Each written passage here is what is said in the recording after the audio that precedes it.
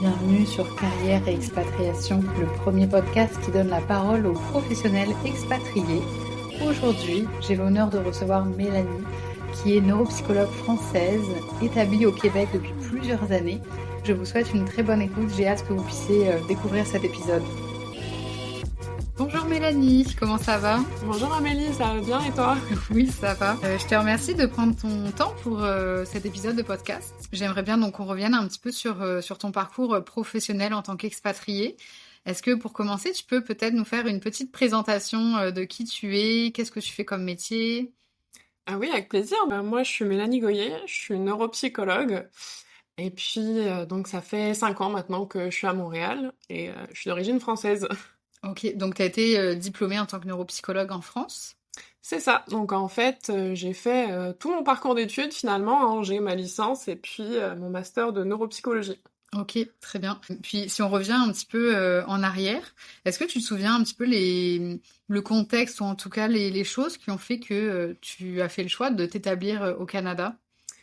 Bah oui, justement, en fait, j'étais en train de terminer ma deuxième année de master à Angers. Et puis, pendant l'été, j'étais en emploi là où j'avais fait mon stage, en fait, mon dernier stage de M2. Et puis, à la fin des études arrivant, je commençais à chercher finalement un emploi. Et puis, je cherchais vraiment un petit peu à droite, à gauche. Et puis, c'était honnêtement pas super simple de trouver un job, une offre d'emploi. Et en fait, je cherchais sur le site de la Société de neuropsychologie et de langue française, qui est une association française où ils organisent des congrès, si je me rappelle bien, puis aussi il y a des offres d'emploi. Et par hasard, en fait, il y avait une annonce de quelqu'un qui cherchait un interne en neuropsychologie au Canada, à Waouh! Montréal, à Laval plutôt. Donc c'est ça. Et donc là, tu as vu l'offre, tu t'es dit je postule, ou est-ce que finalement tu as vu ça, t'étais intriguée mais t'as pas postulé tout de suite? Je me rappelle plus exactement si ça m'a pris du temps pour postuler, mais moi, en fait, j'ai toujours voulu travailler à l'étranger, vivre à l'étranger. Bah, d'ailleurs, pendant mes études, j'ai fait un semestre Erasmus, puis j'étais partie à d'autres occasions, finalement, voyager quelques mois. Mais le problème dans notre métier, c'est que c'est difficile de s'établir, en fait, en tant que psychologue à cause des exigences qu'on peut avoir dans d'autres pays. Ça peut être difficile de s'établir. Donc, j'avais fait un petit peu une croix sur le fait de m'expatrier en fait en tant que psychologue. Et puis quand j'ai vu l'annonce, je me suis dit que probablement j'allais pas être prise, mais que ça valait le coup d'essayer. Donc j'ai postulé quand même. Je me suis dit on sait jamais. De toute façon, j'avais pas eu d'autres entretiens, d'autres opportunités. Donc je me suis dit pourquoi pas. Puis c'est Ok. comme ça que j'ai du coup répondu à l'offre en envoyant mon CV et tout ça. Ok, mais c'est fou de se dire que tu avais cette volonté-là de vouloir exercer ton métier à l'étranger, mais que tu avais fait une croix dessus. Je trouve ça un peu triste. Triste, et je me dis, mais si t'étais pas tombée sur cette annonce, peut-être t'aurais jamais su que c'était des possibilités qui pouvaient s'offrir à toi. Ouais, exactement. En fait, j'avais fait un petit peu ce deuil-là, puis je m'étais dit, bah écoute, tu profiteras des voyages pendant tes vacances, en fait. Mais je savais qu'en Amérique du Nord, notamment, c'était très réglementé pour devenir psychologue, donc Ok. Donc, en tout cas, t'as postulé à l'offre. Visiblement, on t'a répondu. Comment ça s'est passé? J'imagine il y a eu des entretiens de recrutement à distance. Comment ça s'est passé un petit peu tout ça? Puis est-ce que toi, tu as eu davantage d'informations sur les exigences nécessaires pour pouvoir aller là-bas? Alors mes souvenirs sont un peu lointains par rapport à ça, mais je pense qu'on avait dû faire un seul entretien en fait en visioconférence avec la personne qui dirigeait la clinique et puis éventuellement quelqu'un d'autre des RH, je crois. Mais puis il m'était revenu quelques jours plus tard, je pense, de façon positive. Puis après, c'est de là que tout partait et puis qu'il fallait commencer à chercher justement pour tout ce qui était plus immigration et organisation du départ. Parce que moi, j'ai fait un petit peu le parcours inverse qui était de trouver mon internat avant de devoir en fait déposer ma demande d'équivalence alors. Donc j'ai fait un petit peu le chemin inverse finalement. Ok. Et donc après, c'est moi qui ai commencé à glaner des informations à droite à gauche pour savoir comment on allait s'organiser justement pour tout ce qui était démarche d'immigration. Ok. Puis est-ce que avais un soutien avec ton employeur qui visiblement avait déjà connaissance un petit peu du recrutement à l'international, ou est-ce que t'étais vraiment toute seule dans la démarche? Bah, j'étais pas la première personne qu'ils avaient embauchée de l'étranger, de France notamment. Mais honnêtement, je pense que j'avais fait beaucoup du parcours par moi-même finalement pour tout ce qui était d'organiser les démarches d'immigration. Puis après, on faisait des back and forth pour l'organisation administrative. Mais comme je te disais, ça fait un peu longtemps et j'ai pas une très bonne mémoire de ces choses-là, donc je me rappelle plus des détails pour le coup. Mais oui, puis donc est-ce que finalement il s'est passé combien de temps entre le jour où tu as fait l'entretien pour l'offre d'emploi et le jour où tu as commencé à travailler dans cette clinique? Tu saurais dire combien de mois se sont passés? Il s'est passé quelques mois. Je suis arrivée en fait à Montréal en septembre 2019 et je pense que j'ai postulé à l'été 2019. Ok. Donc en fait, c'était le temps de tout goupiller en termes d'immigration, puis de pouvoir partir, sachant qu'ils me voulaient justement sur place septembre-octobre, quoi, le plus tôt possible qu'ils pouvaient. Hmm. Mais ça a été super vite. Ouais, ça a été très rapide en fait. Une fois que j'ai été acceptée, tout s'est mis en branle entre guillemets, et puis j'ai commencé à faire les démarches en parallèle avec mon employeur sur le plan de l'immigration. Puis après, comme moi j'ai été prise sur un permis jeune professionnel, un permis fermé, et pas un PVT. Donc c'est quand même une candidature qui est dans des bassins, mais on est tiré au sort assez rapidement parce que, en tout cas à mon époque, il y avait peu de personnes qui étaient dans ces bassins-là. Donc au premier tour de tirage après mon inscription, probablement 1 ou 2 semaines plus tard, j'avais déjà été tirée, donc ça a été Ok. assez vite. Et pourquoi pas PVT? Est-ce que tu te souviens un petit peu de qu'est-ce qui a motivé cette décision? Euh, Probablement le fait que j'avais déjà un lieu d'emploi, finalement, un lieu d'internat. Et puis la sécurité que ça offrait en plus de savoir que tu pouvais avoir l'assurance maladie, par exemple. Plutôt par rapport à ça. Ok, effectivement, parce que en PVT, tu n'as pas accès à l'assurance maladie qui s'appelle la RAMQ, tandis qu'en JP, c'est quelque chose que tu peux avoir. Et au niveau de l'ordre, est-ce que là aussi, faire ton dossier, ça a été très rapide, avoir une réponse concernant les exigences, est-ce que ça aussi, ça a été très rapide? Puis juste aussi par rapport PVT Jeune Pro, c'est aussi tout simplement le temps de tirage. C'est que Ok. PVT, je savais que je pouvais rester 6 mois dans un bassin sans être tirée au sort. Alors que jeune professionnel, vu que c'est fermé avec un employeur, ça allait très vite.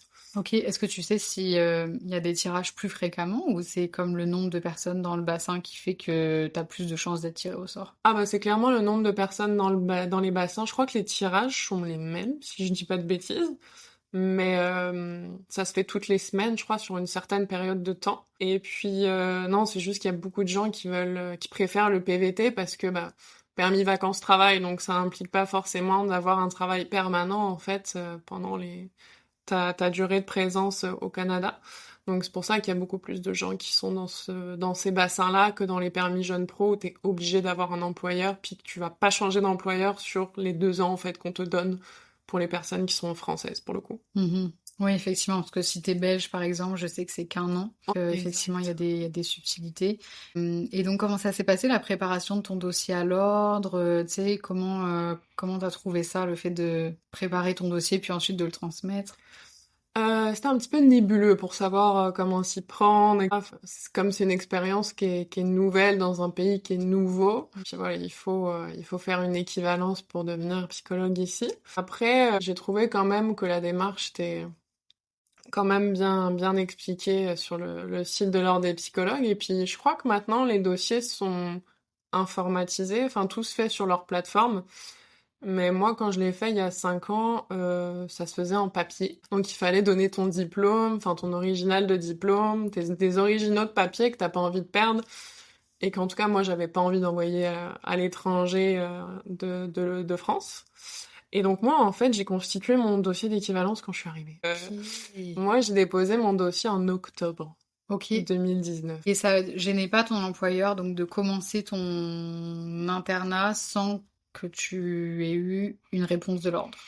Un petit peu, mais on n'avait pas trop le choix. Finalement, on a dû aussi décaler justement ma réelle entrée en internat. Ce temps-là, c'était beaucoup de supervision, beaucoup de lecture aussi, organisation avec la neuropsychologie pédiatrique que je connaissais pas et puis qui était euh, que mon superviseur finalement voulait que je fasse avec.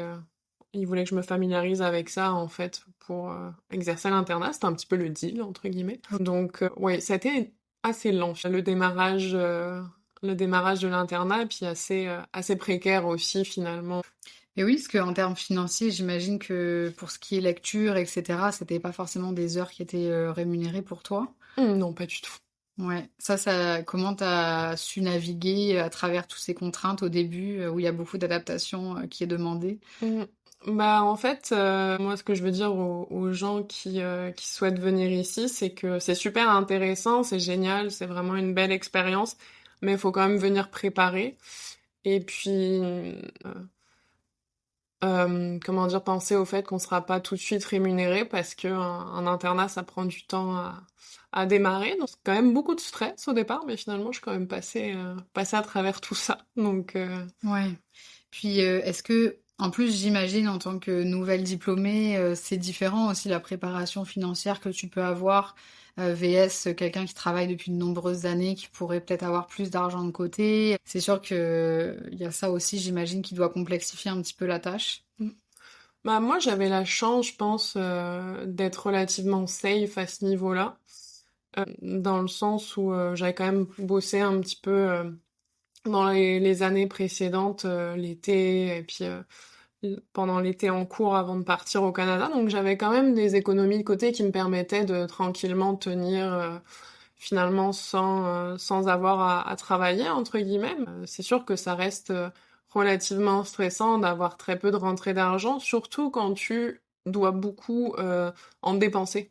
Mm. C'est ça que ça demande beaucoup en fait d'avoir un tel projet, c'est que l'immigration, généralement, ça va demander de te déplacer pour faire des visites médicales quand tu travailles dans la santé comme nous. Ça va te demander de te déplacer pour aller fournir tes empreintes biométriques. Moi, je suis angevine, comme je disais, donc j'ai dû me déplacer à Rennes et à Paris. Donc ça demande des Des billets de frais. train, plein de choses comme ça. Puis bah, le dossier à l'ordre aussi. C'est toutes plein de choses qu'il faut avoir en tête comme ça, puis ça peut être un petit peu stressant. Moi, j'avais de quoi, entre guillemets, de côté, mais C'est vrai qu'il y a beaucoup de frais, parce que ne serait-ce que la visite médicale, je pense que c'est quasiment 400 euros. Plus, il faut se déplacer. Les biométriques, je crois que c'est 80 euros, en tout cas à mon époque. Plus, il faut se déplacer.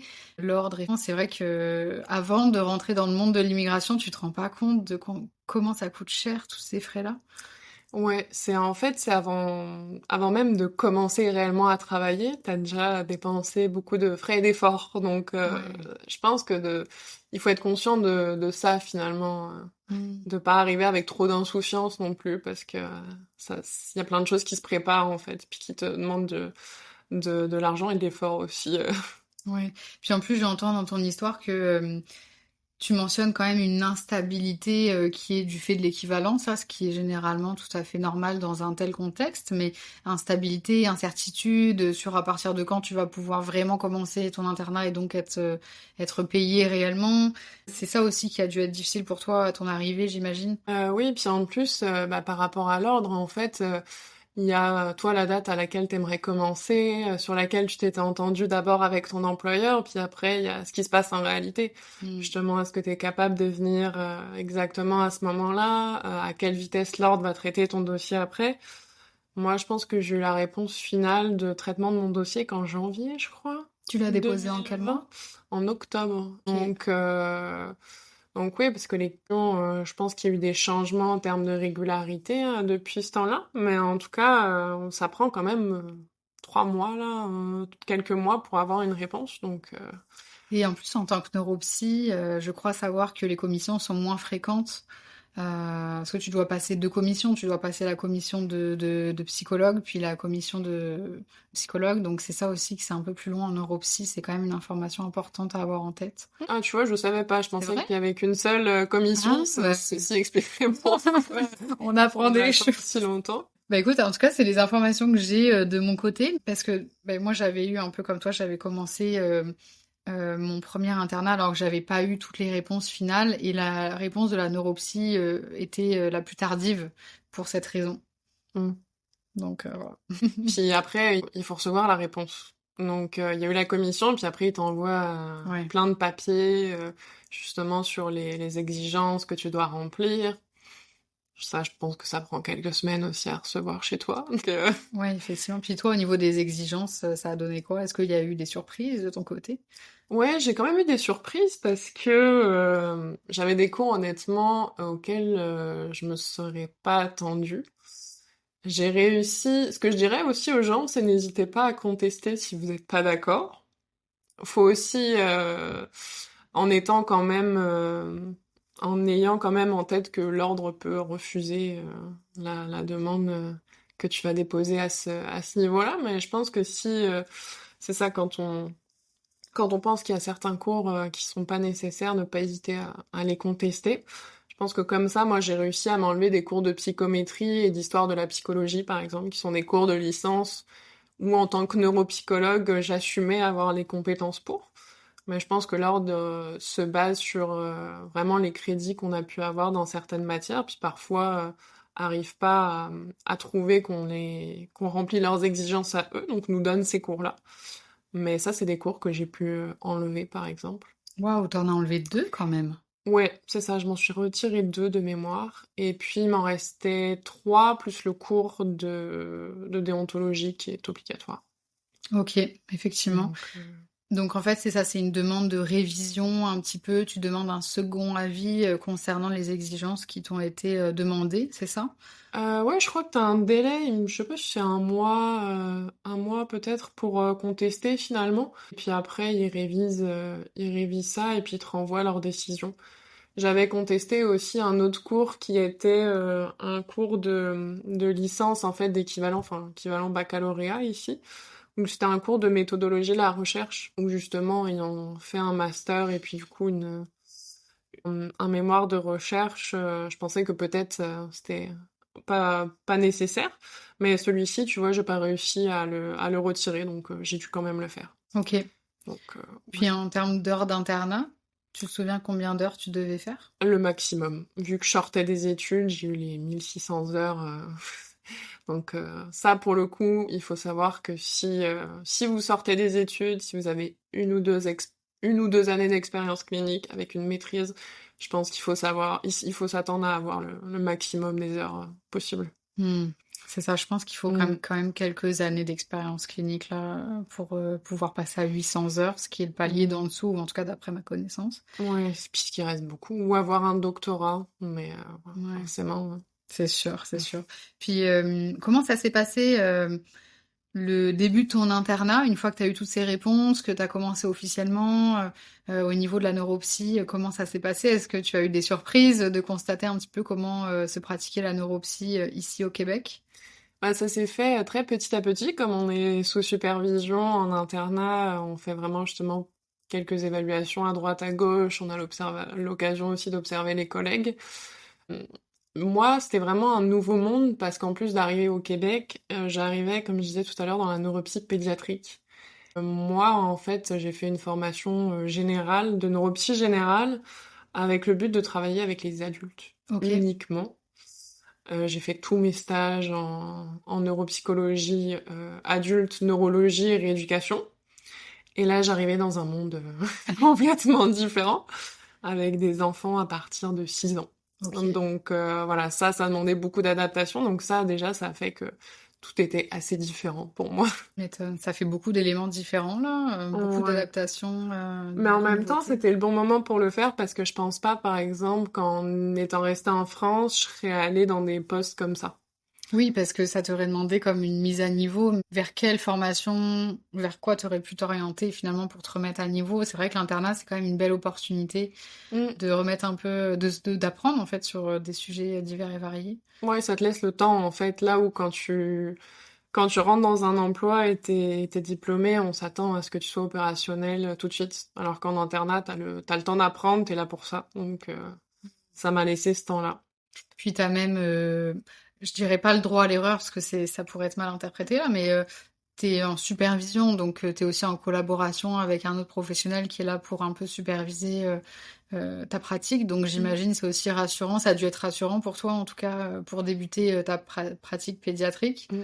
Bah oui, ça, tout est observé, tout est relu, en effet, ça permet d'avoir un filet de sécurité, entre guillemets, où tu sais qu'il y a quelqu'un qui t'observe et puis qui te voit aller dans la bonne direction ou pas, puis qui est capable de te rattraper, justement, s'il y a besoin, puis de te réorienter.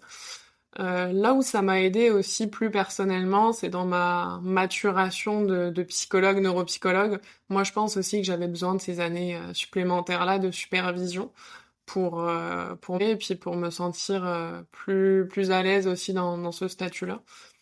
Ok. Puis comment t'as fait pour gérer toutes ces nouveautés? Parce que arriver donc dans un nouveau pays toute seule, ensuite tout ce qui est au niveau professionnel, au niveau personnel également, il y a plein de choses nouvelles qu'il faut gérer. Comment t'as fait pour gérer tout ça en même temps? Ben, j'ai envie de te dire, pas le choix. Tu passes à travers. Je pense que c'est vraiment ce qui permet de passer à travers tout ça, c'est l'excitation de la nouveauté. Ok. Tu sais, c'est tellement ouais, il y a tellement plein de choses nouvelles que tu vois, que t'apprends, si t'es dans un nouvel environnement, même la ville, le pays, etc. Enfin, t'assimiles plein de nouvelles choses en un temps assez restreint finalement. Je pense que c'est ça l'excitation de la nouveauté, puis c'est ça aussi, je pense, qui m'a attirée dans cette expérience d'expatriation, là. C'est le fait de faire quelque chose de nouveau, tu sais, d'avoir un challenge. Je pense que c'est ça le fait de relever le challenge qui a fait que je suis passée à travers tout ça, là. Puis en plus, toi, t'as fait vraiment une nouveauté. Tu t'es rajouté des nouveautés là, du fait que c'était à Laval, c'est ça ton premier milieu professionnel. Mm. Donc Laval, c'est pas tout à fait à Montréal, même si ça c'est pas très loin. Est-ce que il y a eu de l'appréhension de ton côté du fait d'aller à Laval? Est-ce que tu t'étais renseigné un petit peu sur Laval? Où est-ce que c'était? Qu'est-ce qu'il y avait à faire à Laval? Je m'étais un petit peu renseignée sur la ville, pas forcément sur ce qu'il y avait à faire là-bas, d'où les surprises un petit peu que j'ai eues par la suite. Mais moi, en fait, je suis quelqu'un qui est plutôt originaire tu vois, de la campagne et de villes secondaires. Donc, ça m'a pas du tout effrayée de me dire que j'allais me retrouver dans une ville un petit peu plus périphérique. Au contraire, Laval, par rapport à où j'ai pu habiter par le passé, ça me paraissait grand, quoi. Donc je m'étais un petit peu renseignée sur la ville en soi, mais entre l'image que tu te fais et puis la réalité finalement au jour le jour dans une nouvelle expérience comme ça peut être très différent. C'est quoi les surprises que t'as pu avoir? Bah finalement je me suis rendu compte que c'était peut-être une ville qui correspondait pas à ce que je recherchais dans cette nouvelle expérience, donc justement une ville un petit peu plus secondaire, un petit peu moins active, et puis un quartier où j'habitais qui était plus résidentiel et un petit peu loin de Montréal pour les capacités que j'avais qui étaient de me déplacer en transport en commun. Donc voilà, c'est pour ça que j'ai préféré après, j'ai fait le choix de plus me déplacer sur Montréal pour reconnecter davantage avec ce que moi je cherchais et profiter plus de l'expérience pour le coup. Oui, puis aussi avoir, j'imagine, des contextes sociaux qui te permettent de rencontrer des amis, des personnes. Il y a plus d'événements certainement à Montréal. Mais c'est vrai que je pense qu'en tant que Français, c'est peut-être difficile à imaginer. Mais quand t'as pas de voiture, quand t'as pas d'auto, en tout cas ici au Québec, tu peux être très vite limité. Mhm. Et je pense que ça doit être dans une certaine mesure le cas de Laval. Oui, exact, parce que moi je m'étais dit, bah, c'est pas grave, je m'en sortirais, je prendrais les transports en commun. J'avais une ligne de bus qui passait juste devant chez moi, mais j'avais pas été dans tous les détails qui étaient que parfois les bus passent toutes les 30 minutes et que ça peut être assez vite compliqué en fait dans l'organisation en tout cas pour moi là, est-ce que j'en ai perçu au fur et à mesure, que ça peut être assez vite compliqué dans ton organisation de tous les jours. Donc, Ok, ok. Puis donc c'est sa première internat qui débute. Est-ce que tes cours, tu les as débutés parallèles? Est-ce que tu as attendu un peu avant de les faire? Comment tu t'es organisée? ça dépendait des cours. Je pense que celui de déonto, je l'ai fait assez vite. De mémoire, soit je l'ai fait fin 2019 ou début 2020. Mais moi, un des gros problèmes pendant toute cette période-là, ça a été qu'après, il y a eu la Covid. Donc voilà, ça aussi, ça a apporté beaucoup de changements finalement dans ce projet. Tu m'étonnes comment ça a impacté ton projet, la Covid. Qu'est-ce qui s'est passé exactement? Bah, ce qui s'est passé, c'est que un vendredi, on était en réunion avec mes collègues et on se disait bon week-end et à lundi, et puis le lundi, on n'est pas revenu au travail. Tout simplement. Après, on a été probablement beaucoup moins impactés que d'autres secteurs parce que nous, on a été arrêtés que un mois, justement le temps que on sache que c'était et puis comment on pouvait s'adapter à la situation. Et puis ça a perturbé les cours parce que les universités ont fermé et puis que tout est passé en distanciel puis qu'ils ont dû réorganiser, je pense, la façon dont ils allaient faire les choses. Mais dans tous les cas, moi, j'avais pas en tête de tout. Enfin, en tout cas, j'arrivais pas à ce moment-là à tout faire en même temps, les cours plus l'internat. Donc, j'ai fait.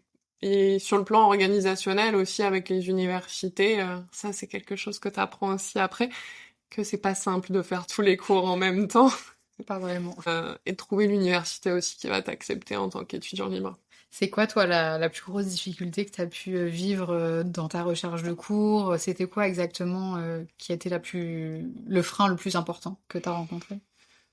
Bah, finalement, tout s'est goupillé comme il faut, entre guillemets. Je pense que j'ai eu pas mal de chance, finalement. Peut-être un truc qui m'a embêté, c'est que sur le plan administratif, bah, il y a certaines personnes de l'université qui vont te dire «Ah bah oui, on vous accepte maintenant dans tel cours», puis au final, tu te rends compte que non, c'est pas possible. Beaucoup de difficultés de gestion et d'organisation qui te ralentissent, en fait. De communication, en plus, on dirait, Ouais. entre les différents acteurs.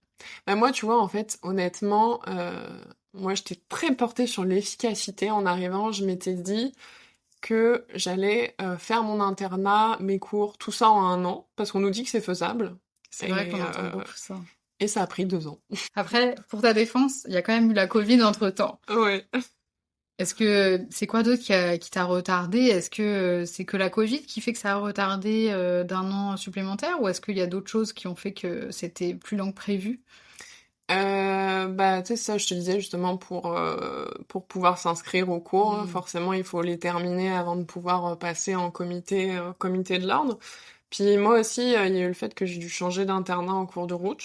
Donc, j'ai dû recommencer, pas le processus des heures d'internat à zéro, mais le processus d'apprentissage, d'être dans un nouvel endroit et d'avoir un nouveau superviseur à zéro. Donc, puis j'ai perdu des heures en cours de route, le temps de changer d'internat. Donc, ça, c'est plein de choses qui ont fait que mon internat a pris quand même pas mal de temps, mais que ça s'est fait au final. Ok, donc on dirait que tu as commencé une partie de tes heures, puis ensuite tu as juste changé de milieu, donc tu as quand même pu reprendre la suite de où t'étais rendu, mais ça reste que ça a perdu quand même quelques heures entre-temps, Mm. puis ça t'a ralenti, j'imagine aussi, parce que tu disais que ça demandait beaucoup d'adaptation, de s'adapter à un nouveau milieu, peut-être à de nouvelles exigences, donc ça t'a redemandé de tout recommencer ça dans le deuxième milieu d'internat. Ouais, puis en plus, il faut faire le lien avec l'ordre entre les deux, réapprouver un nouveau projet d'internat, toutes ces choses-là que tu as dû faire au départ, faut repasser par là, puis repasser par s'habituer à un nouveau milieu, comme on disait, puis un nouveau superviseur. Donc, sachant qu'aussi, en fait, on s'attend généralement, parce que c'est souvent ce qui est prévu dans les contrats de travail, à travailler à 30-35 heures. Mais en réalité, comme je disais, c'est beaucoup plus précaire que ça. Comme on est supervisé par quelqu'un, on se retrouve généralement à faire beaucoup moins d'heures que ça. C'est beaucoup plus volatile. Hmm.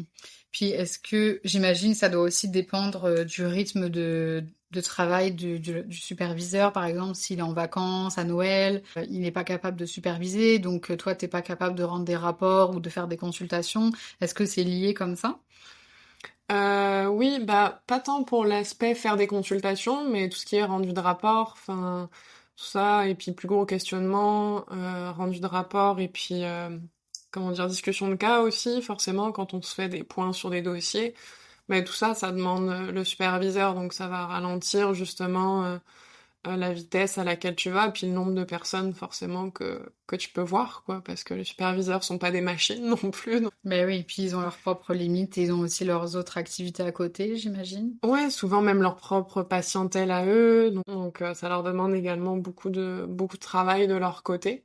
C'est une des choses que j'ai trouvé quand même stressante dans l'internat, c'est que justement tout doit passer par quelqu'un. C'est aussi rassurant, mais en même temps ça te demande de t'organiser très en avance parce que Si tu as un bilan dans un mois, bah, dans ce laps de temps-là, ça va passer, 1, 2, voire même 3 fois, des fois, dans les mains de ton superviseur qui te relie. Donc Ok, donc c'est par exemple, tu donnes un premier jet de rapport à ton superviseur, il va te faire des retours, donc des suggestions de modifications, tu vas faire les modifications, tu vas le redonner en validation, puis là il peut encore te demander d'autres mmh. vérifications.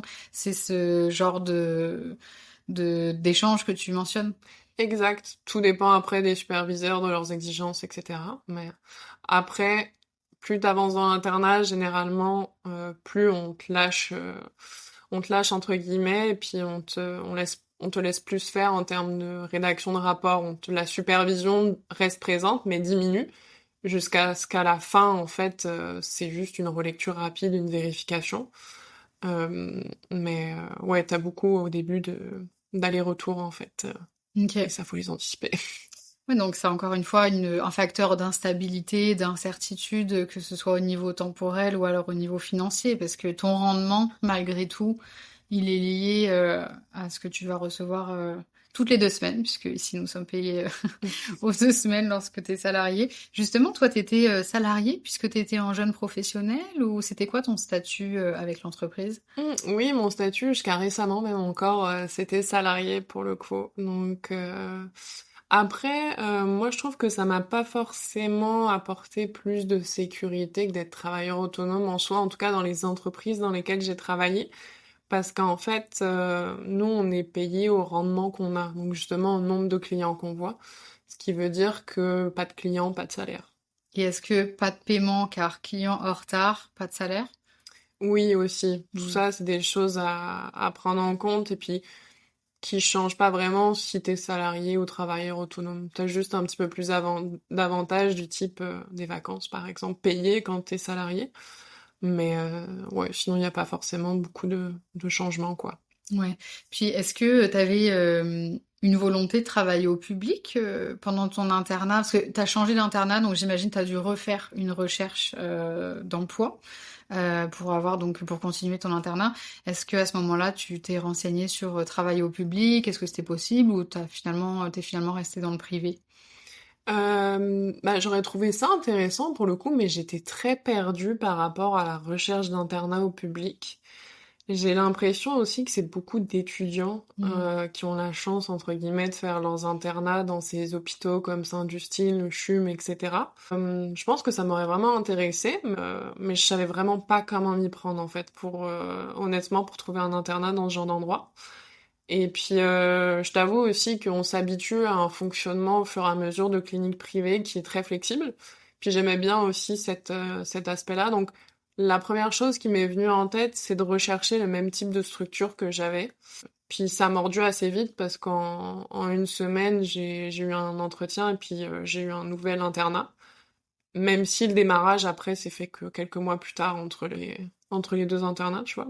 Donc j'ai beaucoup de questions, j'ai beaucoup de personnes qui me posent la question, est-ce on trouve facilement un travail, etc. Donc là, tu me dis qu'en une semaine, tu as trouvé un autre employeur pour continuer ton internat. Ouais, honnêtement, ça a été très vite. Je pense que j'ai envoyé 3 mails. Waouh. Sur les 3, je pense que j'ai une personne qui m'a répondu ne prenait pas de stagiaire en neuropsychologie, tu vois, et puis une personne qui m'a répondu que elle souhaitait bien me rencontrer pour un entretien, et puis ça a été fructueux. Donc après, je sais qu'il y a beaucoup d'offres d'emploi quand même dans notre domaine, même encore actuellement, j'en vois quand même souvent passer. Compte tenu de la situation économique, je sais pas si ça s'est pas quand même restreint et que ça c'est moins intéressant et peut-être moins actif qu'avant, là, mais Ouais, parce que ça a été facile pour moi en tout cas. c'était avant ou après la Covid que tu as fait cette recherche d'un second lieu d'internat? Ah, c'était pendant encore. Pendant. Ça nous amène à décembre 2020. Ok, Donc, une ouais, j'ai eu période mon entretien, particulière. ouais, en Ouais. décembre 2020, puis tu vois, je suis entrée dans ce nouvel internat, pardon, en février 2021. C'était la fin, ça commençait à être la fin. Mm. Puis pour revenir sur le public, j'ai beaucoup entendu, mais je sais pas réellement si c'est tout à fait vrai là, que effectivement il y avait quand même des places d'internat que le public réservait aux étudiants en programme doctoral. Est-ce que toi tu as des infos là-dessus? Est-ce que tu as entendu un peu les mêmes choses ou... Bah, j'avais entendu ça en effet, puis j'ai vu des documents là en ligne quand je cherchais. Puis de ce que je voyais en fait, c'est qu'il fallait aussi postuler à certains moments et ça correspondait pas Ah, à ok. au temps où moi j'étais. Tu vois, par exemple, s'il fallait postuler en mars 2020, admettons, j'étais plus du tout dans les bons délais, tu vois. Donc c'est vrai qu'aussi c'est des structures qui fonctionnent avec beaucoup de rigidité administrative. Il faut que les candidats pour un poste ou pour un internat envoient leur candidature avant telle date, puis tout cela vont être pris en compte. Donc j'avais l'impression que c'était ça pour les internats, puis qu'il y en a beaucoup qui étaient réservés aussi aux étudiants du coup des universités, là, ce qui est normal. Ok, ok, effectivement. Donc Ouais. c'est plein de choses qui ont fait que j'aurais bien aimé, mais je suis pas allée plus loin vers vers cette direction-là. Et comment ça s'est passé les cours pour toi? Est-ce que t'as aimé ça? Est-ce que tu sais comment t'as vécu tes cours universitaires? Bien parce qu'à distance. Je Ah pense oui. que là aussi j'ai eu la chance entre guillemets parce que j'ai jamais mis un pied à l'université, honnêtement. Ok. Tout s'est fait à distance, le cours de déontologie aussi. D'un côté, j'aurais bien aimé aller à l'université reconnecter avec cette vie un petit peu étudiante, mais ça m'arrangeait beaucoup aussi par rapport à tout ce que j'avais à gérer à côté, l'internat, de pas avoir à me déplacer.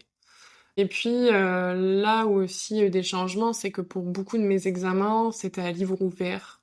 Donc pas à se déplacer à l'université, des examens en distanciel, et donc avec nos notes si on le souhaitait. Donc ça a rendu la chose beaucoup plus flexible entre guillemets. Donc les cours, ça s'est plutôt bien passé. C'est Ok. pas le choix de les faire, donc je les ai faits, mais c'est des conditions qu'on fait que je trouvais ça plus peut-être un petit peu plus simple entre guillemets. Ouais, dans ta situation. Puis, est-ce que t'étais stressée de commencer des cours au niveau doctorat? Parce que j'ai énormément de personnes qui m'écrivent et qui me disent, mon Dieu, au niveau doctorat, ça va être difficile. Est-ce que même si on n'est pas un super bon élève en France, je vais pouvoir m'en sortir?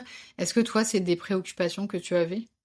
Oui, parce qu'en fait, de ce que je voyais avec mes yeux à moi, c'est que bah déjà la neuropsychologie ici et la psychologie, c'est très compétitif à l'université. Il faut vraiment avoir des bonnes moyennes pour accéder au doctorat.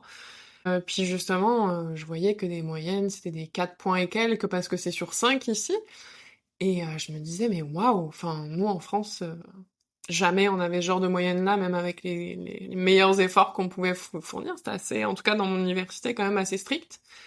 Et puis en fait, je me suis rendu compte qu'avec avec un travail relativement normal finalement, qui différait pas forcément de ce que j'avais pu fournir avant. Même moi, vu que moi j'avais déjà mon expérience d'étudiante et que j'étais déjà formée à certaines choses, comme les cours de méthodologie de la recherche, c'était des automatismes entre guillemets pour moi qui étaient déjà là. Et donc non, en fait, ça n'a pas été aussi difficile que ce que je pensais d'avoir les notes que j'ai eues. Après, c'est sûr que moi, j'ai peut-être pas mis autant d'efforts que des étudiants qui sont au doctorat ou qui sont en baccalauréat et qui cherchent à rentrer au doctorat, parce que tant que tu passes le cours, ta note ne conditionne pas le fait que tu vas avoir ton équivalence ou pas. Donc, Juste, ils demandent juste que le cours soit validé, mais dans le fond, est-ce que tu sais si l'ordre vraiment il se préoccupe de si t'as validé avec un A ou avec un B? honnêtement, je sais pas, mais en tout cas, moi, j'ai eu mon, j'ai eu mon équivalence, donc j'ai pas eu des notes horribles, je te dirais quand même, mais je pense que ils font pas forcément attention à ça. En tout cas, je pense pas. Mais... Je pense pas non plus, parce qu'en plus, c'est même pas dans les exigences. Je veux dire, les exigences, c'est que tu valides le Mm. cours. Mais est-ce que tu dirais que le système de notation ici, il est différent du fait que, en tout cas, moi aussi, dans mon université en France, même si t'étais le meilleur élève, t'avais pas un 18 sur 20, là. Ça se mettait pas en 18 sur 20 en master. En master, t'as 14, t'es super content. Est-ce que tu dirais que ici, le système de notation, il est comme plus favorable à renforcer positivement la performance? Tu sais, est-ce que toi, t'as vu une différence en ce sens? Bah, je trouve qu'en fait, c'est plutôt que moi, j'ai trouvé que t'es noté à la juste valeur de ta performance, tout simplement, et que si tu mérites un plus, tu vas avoir ton A+.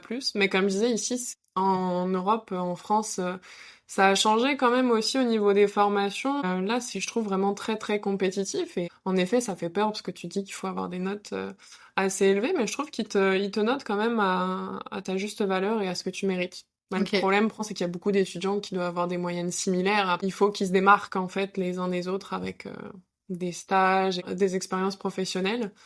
Non, honnêtement, je trouvais que c'était assez fair, que la relation avec les professeurs était assez agréable et qu'il y a beaucoup aussi d'emphase qui est mise sur le travail d'équipe finalement. Ok. Moi, j'ai quand même eu certains de mes cours où ça se basait sur du travail d'équipe en fait finalement, donc Ok, puis ça a l'air plus pratique ouais. que des fois il y a des masters où c'est comme plus un examen final où tu dois tout apprendre, puis tu as un QCM, puis il y a moins de d'intégration ou en tout cas de manipulation, on va dire, de la connaissance.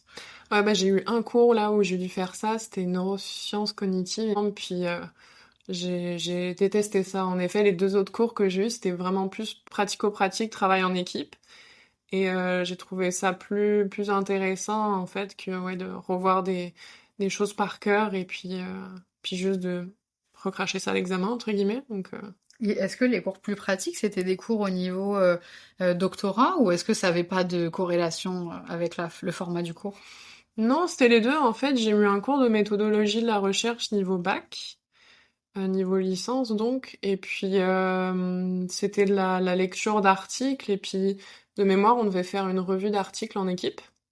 Donc, voilà, on s'était séparé le travail en plusieurs parties. Et puis l'autre, en fait, c'était un cours de stats de doctorat. Et là, on était plus sur des travaux hebdomadaires, en fait, qu'on faisait chaque semaine, puis on avait des petits TP, entre guillemets. Ça faisait Euh, longtemps que je n'avais pas entendu ce ouais. terme. On dit pas trop ça ici. Mais non, mais c'est exactement ça, des travaux à faire toutes les semaines, en fait, puis ça te permettait de tester et puis d'emmagasiner la matière en le Hmm. faisant par toi-même, finalement, là, mais c'est aussi quelque chose qu'il faut faire avec les stats en soi pour les apprendre. Mais j'ai trouvé ça intéressant et là, notre note était basée sur deux examens, mais aussi sur plein de petits TP, si je me rappelle bien, tu vois. Donc, euh, donc Ok. c'est ça, tu pouvais avoir ce format de cours à la fois au doc et au bac. Ok, ok, donc ça Sur n'avait les pas deux. de lien. Ça doit dépendre des professeurs, j'imagine. Ouais, puis des matières, je pense aussi, Ouais, dans certaines où c'est plus faisable que dans d'autres. ouais, c'est sûr. Parce que le cours de neurosciences cognitives, par exemple, on a eu beaucoup de profs qui chacun enseignaient leur partie. Donc, Hmm. ça Ouais, s'appliquait pas à ce genre ouais, de cours. ouais, je comprends. Donc c'est ça, tu as été ensuite membre de l'ordre, Mm. neuropsychologue, membre de l'ordre des psychologues du Québec. Comment ça s'est passé tes premiers pas en tant que membre de l'ordre? Comment t'as trouvé ça? Est-ce que t'as eu des surprises? Voilà, comment ça s'est passé de ton côté? Ouais, bah moi j'ai eu mon accréditation en septembre 2021, donc avec l'attestation en neuropsy. Puis bah honnêtement, j'ai trouvé que la transition elle a été douce parce que la façon dont s'est passée la fin de ma supervision, justement, ça m'a amené tout doucement à aller vers cette dynamique de dans quelques semaines, je vais être toute seule à gérer ma pratique finalement. Ça s'est fait vraiment doucement en fait et sans trop d'accrocs. Ok, donc tu as été préparé un petit peu vers la fin de ton internat à avoir toute cette indépendance et donc toutes ces responsabilités, Mm. ce qui fait que ça a été un peu plus slow pour toi. Mhm.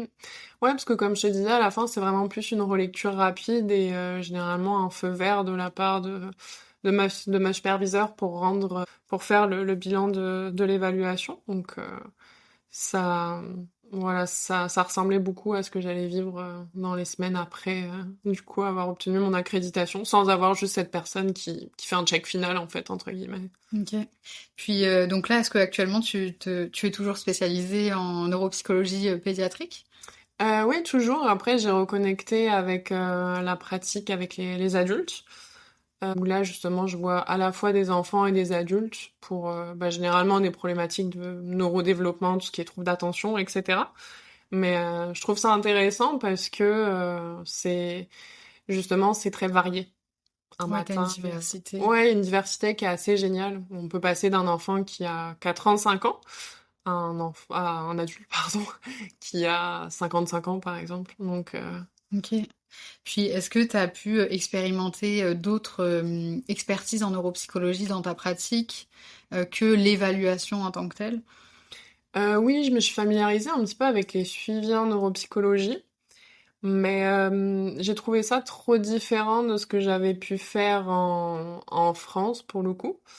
Parce que moi, j'avais travaillé un petit peu, fait des stages en rééducation, j'avais trouvé ça intéressant.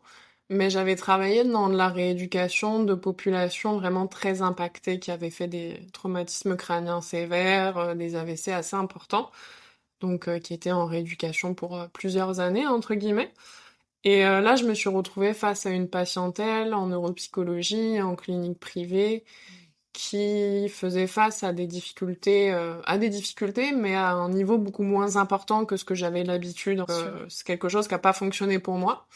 Donc, T'avais moins d'intérêt, en fait, tout simplement, pour ce service dans ce contexte-là de clinique privée. ouais, exact. Et par contre, je me suis familiarisée du coup après avec la dérogation scolaire. Ah, Puis ça, je trouve ça intéressant. Donc, c'est quoi la je vais dérogation continuer. scolaire? La dérogation scolaire, c'est que ici au Québec, les enfants, il faut qu'ils aient 5 ans ou 6 ans avant le 30 septembre pour pouvoir rentrer à l'école. Donc si ton enfant est né le 2 octobre, il va falloir qu'il attende l'année d'après pour rentrer en maternelle ou en première année. Et du coup, la dérogation scolaire, en fait, c'est que advenant qu'un psychologue ou un... Il y a plusieurs personnes qui peuvent le faire, un psychoéducateur, je crois, montre que ton enfant a les capacités pour, mais on peut te donner une dérogation scolaire justement pour que ton enfant il entre en maternelle alors qu'il est né le 2 octobre. Ça demande quand même de vérifier justement ses capacités cognitives, ses prérequis scolaires, parce qu'on s'attend à ce qu'il ait vraiment des ressources plus développées, en fait, vraiment en avance, pour qu'il puisse combler l'écart qu'il peut avoir avec les autres. Est-ce que tu vérifies aussi au niveau développement psycho-affectif, justement pour les relations sociales, ou est-ce que c'est que au niveau plus scolaire, académique? En fait, ça inclut aussi le l'aspect psycho-affectif, parce que c'est sûr qu'on a peu de tests dans déjà même avec les tout petits, et puis de questionnaires à faire passer à un enfant aussi petit, Bien par sûr. exemple. On se base plus sur des observations, les questionnaires aux parents, et puis les informations des milieux de garde. Et oui, évidemment, on s'attend à ce que l'enfant ait une bonne capacité de gérer la frustration, par exemple, une bonne capacité d'adaptation, à de bonnes compétences sociales, parce on veut qu'il ait les clés pour se développer alors qu'il est plus petit, en fait, que les autres. Donc, Ok, c'est super intéressant. C'est quoi justement les surprises que tu as eues lorsque tu as débuté ta pratique en neuropsychologie au Québec? Est-ce que avant de venir au Québec, tu avais connaissance que la dérogation scolaire pouvait exister? Voilà, c'est quoi un élément, si tu devais en choisir un, qui t'a surprise dans la pratique de la neuropsy ici? je vais tricher un peu parce que ça m'a pas tant surprise que ça, parce que je le savais, mais c'est vraiment à quel point l'expertise des neuropsychologues est reconnue. Et la marge de manœuvre qu'on a justement dans notre pratique, en fait. Donc ça, je savais qu'en Amérique du Nord, les psychologues avaient plus de possibilités quand même, et leur pratique était davantage encadrée mais aussi reconnue.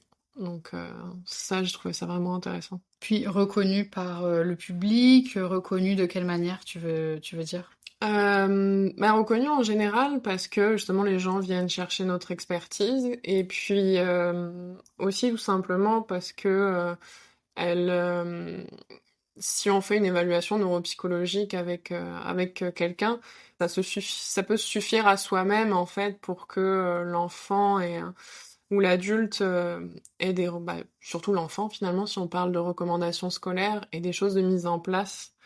Après, il y a quand même beaucoup d'obstacles, généralement, et de choses à prendre en compte par la suite, mais on peut poser, par exemple, un diagnostic psychologique, pas médical, mais psychologique quand même, de troubles d'attention. Puis ça, c'est reconnu, ce qu'on peut pas faire en France, alors qu'on a les mêmes capacités d'évaluation, en fait, des fonctions cognitives. Puis est-ce qu'au niveau des moyens mis en place suite à ce diagnostic, dans des contextes scolaires, tu trouves qu'il y a une différence? Alors pour le coup, là, je ne sais pas parce que j'ai jamais été amenée à travailler avec les milieux scolaires en France. Là, je sais pas trop. Ce que je sais quand même, c'est qu'en France, tu dois passer par la MDPH, etc., faire un dossier pour avoir une reconnaissance de handicap, et puis que ça soit reconnu justement par un psychiatre, un médecin, donc et que ça peut pas être reconnu par un neuropsychologue, même s'il a fait une évaluation. OK. Et Donc ici, ça se passe comment? Par exemple, si tu fais un diagnostic psychologique, d'un TDA pour un enfant, est-ce que simplement ton rapport avec les recommandations, que tu vas faire à l'école va suffire pour que l'école mette en place des moyens pour respecter ces recommandations-là? généralement, oui, après ça dépend de leurs moyens eux, puis c'est ce qu'on essaye d'expliquer aux parents aussi, c'est que ça dépend des moyens de l'école en fait, de ce qu'ils vont pouvoir mettre en place pour l'enfant parce que, bah, malheureusement, peut-être que cet enfant est pas prioritaire, par exemple, pour avoir un ordinateur dans le milieu scolaire, parce que son trouble d'apprentissage est peut-être moins important que celui d'un autre enfant. Donc ça, c'est malheureusement les La choses réalité. auxquelles la réalité, en Ouais. fait, des choses par rapport à ce qu'on aimerait nous en soi, tu vois? Mmh. Mais ça reste qu'on dirait qu'il y a moins d'intermédiaires, d'après ce que tu dis, entre, le moment où tu fais tes recommandations et éventuellement les possibilités que ces recommandations puissent être appliquées. Oui, parce que c'est ça, en France, tout doit passer, je crois, par la MDPH, puis le diagnostic d'un médecin. Donc, faut vraiment qu'il y ait cette reconnaissance-là médicale et puis administrative de handicap pour pouvoir avoir accès, je pense, à une aide de vie scolaire, si c'est le nom, une Une AVS. VS, ouais, c'est Ouais, ça. on pourra avoir du tiers-temps, des choses comme ça. Donc, Ouais, que ici, les neuropsychologues ont une expertise plus reconnue, mm, qui fait que c'est plus reconnu de façon globale, dans ouais. l'équipe, quoi. Dans l'équipe, à l'école, dans l'équipe avec les médecins, j'imagine aussi. Et la difficulté aussi, je pense, c'est que en même temps, il y a du coup beaucoup d'élèves qui pourraient et qui ont des plans d'intervention à l'école et après justement l'école doit faire une gestion de priorité finalement entre un enfant qui a un trouble d'attention léger et possiblement une douance en plus et un enfant qui a une intelligence par exemple qui est plus limite ou qui a un trouble d'apprentissage qui est très sévère, un trouble du langage. Mmh. Il y a des gestions de priorité à faire qui dépendent après du milieu scolaire, hein. OK. OK, je comprends. Super intéressant. Puis, pour terminer un petit peu cet épisode, j'ai une question pour toi. Qu'est-ce que tu aurais aimé savoir, avant de débuter toute cette démarche d'équivalence? Qu'est-ce que tu aurais aimé savoir à l'avance? Qu'est-ce que j'aurais aimé savoir à l'avance? Peut-être justement, peut-être j'étais quand même préparée à cette expérience, mais les attentes versus la réalité peut-être. D'avoir un petit peu plus de compréhension, de connaissance des difficultés auxquelles j'ai pu faire face, tu vois. Aussi, si je peux rajouter un truc, bah, d'avoir plus de facilité au niveau de trouver mes renseignements. Enfin, moi, j'ai bien aimé faire toutes mes démarches d'immigration, etc. Ça s'est bien passé. J'ai bien mes dossiers, je m'en étais sortie et tout, mais c'est quand même compliqué de chercher les informations à droite à gauche, quoi. OK. OK, donc finalement d'être mieux informé et aussi mieux informé sur, on va dire, la réalité du terrain pour C'est avoir ça. peut-être des attentes un peu plus réalistes. Mais il y a d'autres choses, effectivement, je pense, pendant l'équivalence qu'on pourrait davantage, prévoir ou en tout cas avoir connaissance pour mieux se projeter, ne serait-ce que dans nos estimations, financières, par exemple, organisationnelles. Ouais, pour être plus préparé, peut-être un petit peu moins idéaliste aussi au départ là, quand même d'avoir bien connaissance de dans quoi on s'embarque, puis aussi d'avoir un petit peu plus de centralisation des informations parce qu'on est capable d'aller glaner des choses sur le site d'Immigration Canada, sur le site de l'Ordre des psychologues du Québec, mais quand tu t'en vas dans ce genre de nouvelle expérience, ça fait beaucoup de choses en fait à intégrer d'un coup. OK, Ouais, OK. des infos centralisées. OK, je note. Bah, merci beaucoup pour, ton partage d'expérience. Ah, merci à toi, Marie, c'était super. Je te souhaite une belle journée. Toi aussi. Merci, bye. Merci à toi d'avoir écouté cet épisode. N'hésite pas à partager ce que tu en as pensé en commentant l'épisode sur ta propre plateforme d'écoute. Également, tu retrouveras plein d'autres invités avec des parcours de vie super inspirants à travers les autres épisodes que l'on propose dans ce podcast. À très vite.